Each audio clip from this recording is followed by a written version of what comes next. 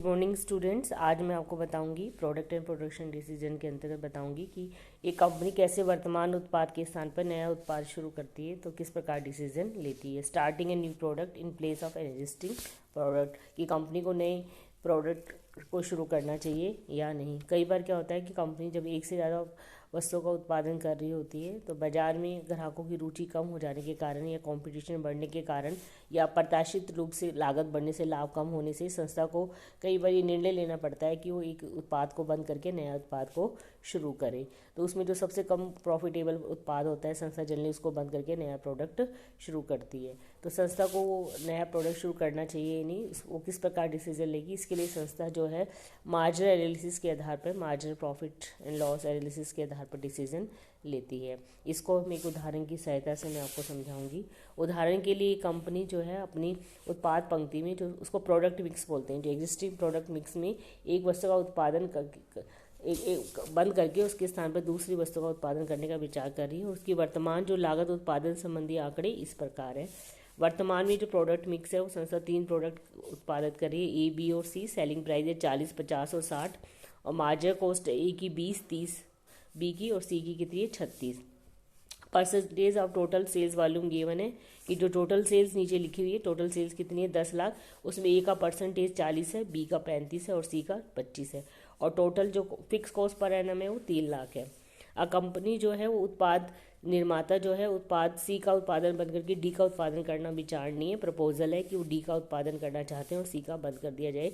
यदि ये परिवर्तन किया जाता है तो उसकी लागत और उत्पादन संबंधी पूर्वानुमान इस प्रकार होते हैं। प्रोडक्ट ए, बी और डी हो जाएगा सी की जगह, और सेलिंग प्राइस ए का 40, बी का 50 और डी का कितना है 56।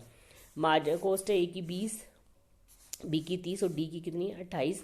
Percentage of total sale volume जो अब ए का कितना है 50% है, बी का 30 हो जाता है और डी का 20। टोटल सेल्स वही है 10 लाख। ठीक है, तो निर्माता की योजना की समीक्षा करनी है।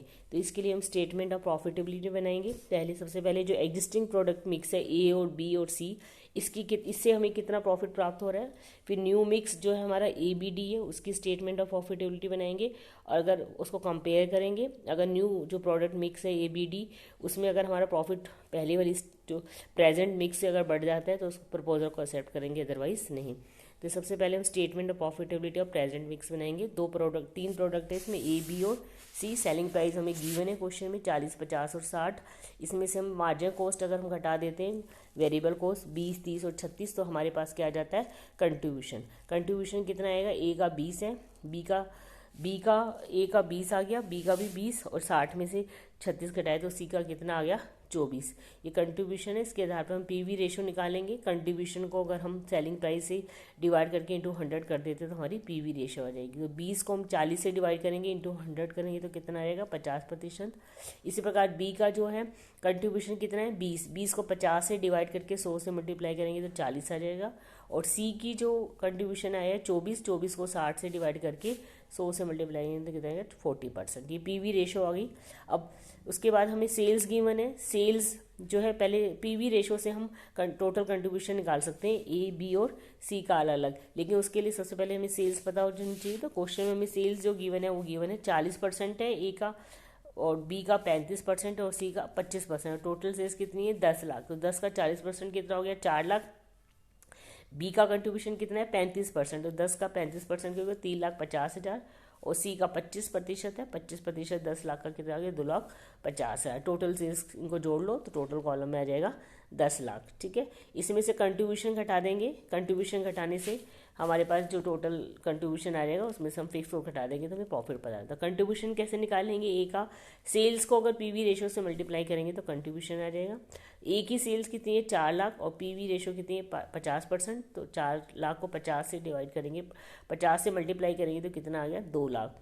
इस वजह 3,50,000 को बी का जो 40% पीवी रेशो है उससे मल्टीप्लाई करेंगे तो 1,40,000 आ गया। और सी का 2,50,000 40% से मल्टीप्लाई करेंगे तो 1 लाख आ जाएगा। तो टोटल कंट्रीब्यूशन हम टोटल निकाल के, क्योंकि हमें फिक्स कॉस्ट टोटल गिवन है, हमें ए और बी सी की सेपरेट फिक्स कॉस्ट नहीं पता, इसलिए हम टोटल कंट्रीब्यूशन में से टोटल फिक्स कॉस्ट घटाएंगे। मतलब जो स्टेटमेंट ऑफ प्रॉफिटेबिलिटी बनानी है उसमें हमें सेल्स तो हमें गिवन है, तो टोटल कितनी है 10 लाख। ठीक है। और हमें वेरिएबल कॉस्ट ही पता, लेकिन हम फिक्स कॉस्ट नहीं पता, इसलिए हमने क्या किया, सबसे पहले टोटल कंट्रीब्यूशन निकालेंगे, टोटल कंट्रीब्यूशन में से फिक्स कॉस्ट घटा देंगे। तो फिक्स कॉस्ट कितनी है, 3 लाख। तो टोटल कंट्रीब्यूशन कितना हो गया, ए का 2 है, बी का 140 है, 1 है। मतलब इसमें हम अदर हर प्रोडक्ट की अलग अलग प्रॉफिट ना निकाल के ओवरऑल जो प्रोडक्ट मिक्स है, हमारा प्रेजेंट मिक्स है, जो 3 प्रोडक्ट है ए बी सी, उसका टोटल प्रॉफिट निकालते हैं। ठीक है, क्योंकि हमें ये देखना है कि उस प्रोडक्ट उसको जो मिक्स है उसमें चेंज करना है या नहीं। ठीक है, तो टोटल कंट्रीब्यूशन कितना आ गया, ए का 2, बी का 140 था और सी का 1 लाख, इसको हमने ऐड किया तो कितना आ गया, 4,40,000। उसमें फिक्स कॉस्ट माइनस कर दी, 3 लाख, टोटल जो कितना आ गया, 1,40,000 प्रॉफिट। मतलब जो प्रेजेंट मिक्स है उसमें प्रॉफिट कितना हो रहा है, 1,40,000। अब हम बनाएंगे statement of profit of propose change के लिए, जो प्रपोज मिक्सड है जो हमारा, उसमें ए बी और डी, सी के स्थान पर क्या आ जाएगा, डी। हम सी को किससे रिप्लेस कर रहे हैं, डी से। ठीक है, तो सेलिंग प्राइस हमें गिवन है, एक ए का 40, बी का 50 और सी डी का 56, ये हमें गिवन है। ए का 40, बी का 50 और डी का 56। मार्जिन कॉस्ट गिवन है, ए की 20, बी की 30 और डी की 28। ठीक है, तो ये हम सेलिंग प्राइस में से इनकी मार्जिन कॉस्ट उठा दी ए और बी डी की, तो हमारे कंट्रीब्यूशन क्या आ गया, 20, 20 और 28। पीवी रेशो निकाल लेंगे, कंट्रीब्यूशन को सेलिंग प्राइस से डिवाइड करके इंटू 100 करके।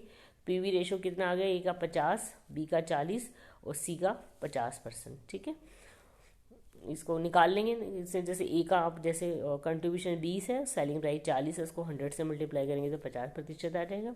इसी प्रकार बी का जो कंट्रीब्यूशन है 20 है, सेलिंग प्राइस 50 है, 100 से मल्टीप्लाई करेंगे तो 40% आ जाएगा।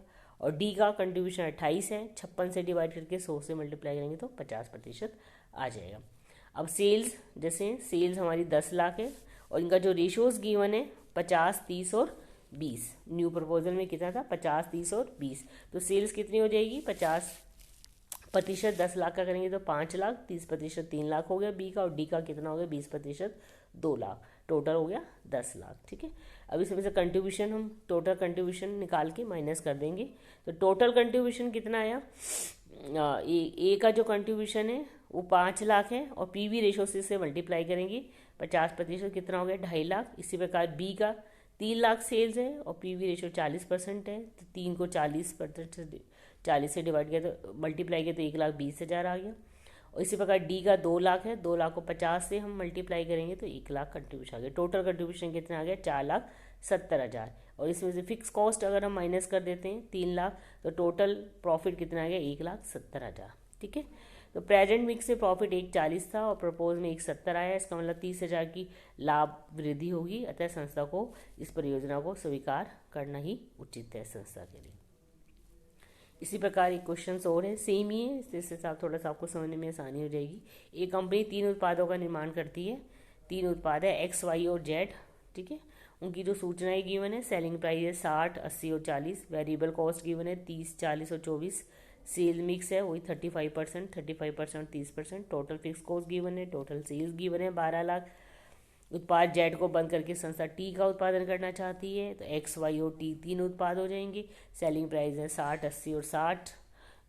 उनका जो वेरिएबल कॉस्ट है 30, 40 और 30, सेल्स मिक्स है 50% हो जाता है, 50, 25 और 25। टोटल फिक्स कॉस्ट 3,60,000 और टोटल सेल्स कितनी है, बढ़कर कितनी हो जाती है, 12,80,000।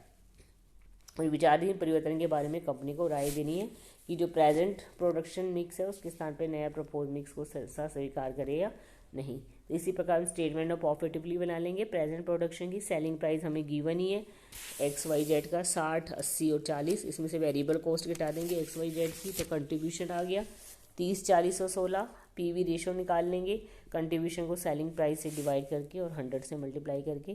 तो एक्स का कितना आ गया, 50%, वाई का 50 और जेड का 40। इस प्रकार सेल्स निकाल लेंगे, टोटल सेल्स 12 लाख है, 12 लाख इनका रेशोज गिवन है 35, 35 और 30, तो कितना आ गया 40।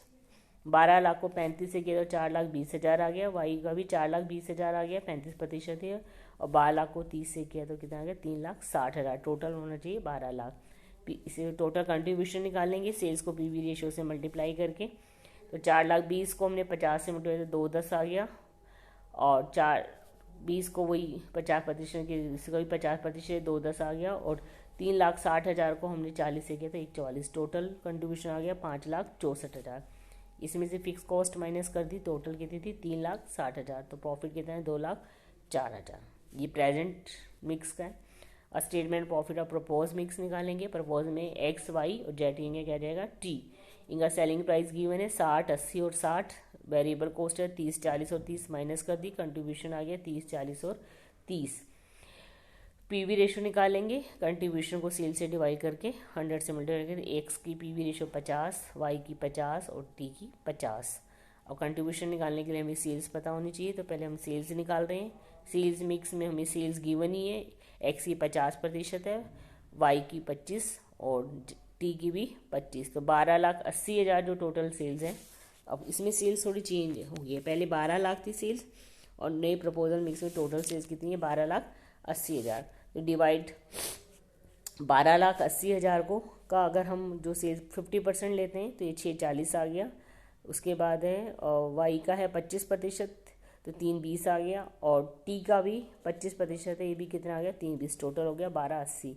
इसमें से कंट्रीब्यूशन हम माइनस कर देंगे, तो टोटल पहले कंट्रीब्यूशन निकाल लेंगे इसका, सेल्स को पीवी रेशो से मल्टीप्लाई करके पहले। तो 640 को 50 से मल्टीप्लाई किया 320 आ गया, 320 को 50 से मल्टीप्लाई किया 160 आ गया। और टी में 320 सेल्स है, उसको पीवी रेशो 50 से मल्टीप्लाई 160 आ गया। तो टोटल कंट्रीब्यूशन कितना आ गया 6,40,000।